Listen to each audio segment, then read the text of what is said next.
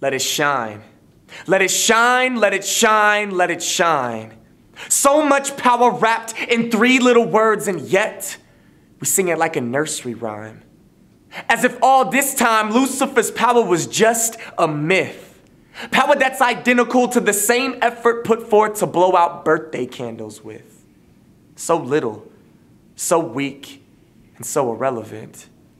You see, in our circles today, the great lengths of his destructive ways are as unclear as a mumble. See, we deny his impact and sit back while families crumble.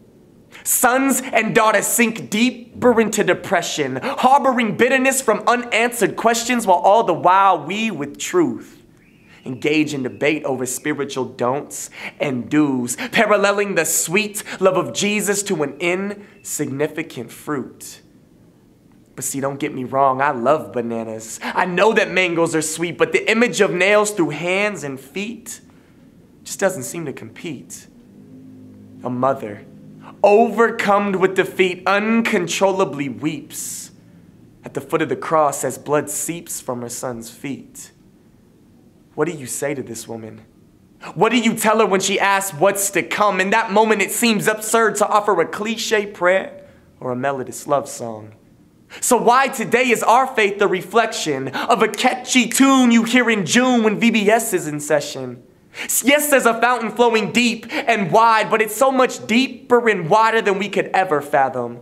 On Sundays, we eyes closed, hands raised, give them praise. But on Monday, we forget that we have them. You see, a time is coming to replace faction with a greater understanding that the call of Christ is a call to action.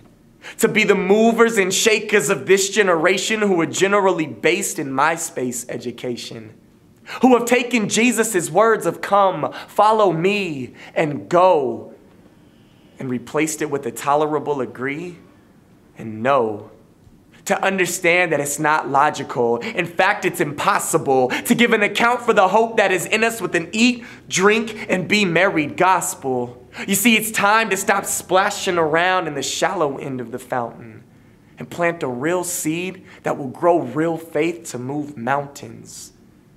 And to understand that with Christ, well, with Christ, you could whisper truth in a noisy room and he'll still change lives.